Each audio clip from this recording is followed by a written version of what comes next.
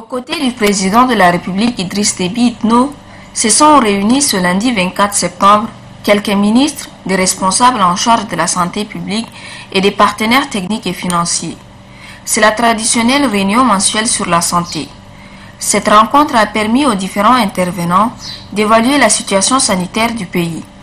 Les épidémies du paludisme à la méningite et en passant par la rougeole étaient sous l'effet de projecteurs.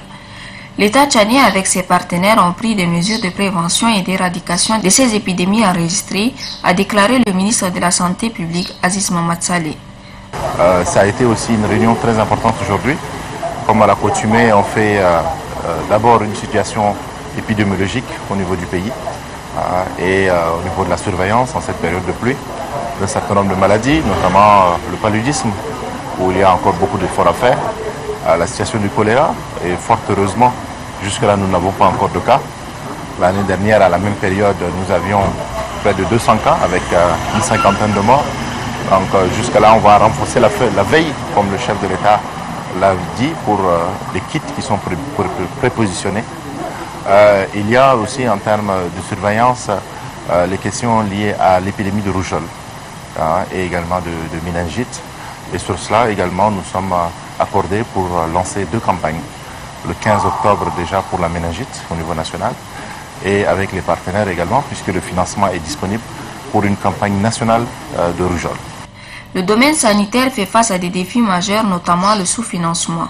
Malgré la crise économique que traverse le pays, le chef de l'État Idriss Déby Itno a demandé l'accroissement d'investissements en matière de santé publique à hauteur de 15% du budget annuel conformément aux engagements d'Abuja en 2001. Le thème central aujourd'hui, ça a été la question du financement de la santé. L'engagement du chef de l'État a beaucoup été apprécié par les partenaires parce que, il l'a dit, la priorité numéro 1, c'est la santé. Et il s'est engagé, comme il l'a déjà fait, à pouvoir étudier toutes les possibilités de financement innovants dans le cadre du budget 2019 pour permettre à ce que la prise en charge de la question de santé et que les crédits puissent également être mis à temps à disposition. Le ministère des Finances est instruit à cet effet et c'est pour démontrer réellement que l'appui ne fera pas défaut de la plus haute autorité du Tchad pour cette priorité numéro 1 qui est la santé, pour que ces questions de financement sur l'achat des vaccins, il a déjà instruit, les arriérés de la CPA, près de 3,5 milliards ont été instruits.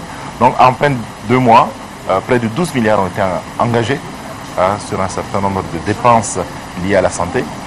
Et ça, je crois que ça ne peut que renforcer tous nos dispositifs au niveau également régional, puisque les crédits délégués vont également être mis à disposition pour permettre à ce que réellement on puisse soulager nos populations en cette période difficile, notamment liée au paludisme. Pour fournir des services de soins adéquats à la population tchadienne, le président de la République Idriss Déby Itno s'est réuni régulièrement avec les experts, techniciens et partenaires de la santé. Soucieux du bien-être des Tchadiens, le chef de l'État accorde une place de choix à ce secteur.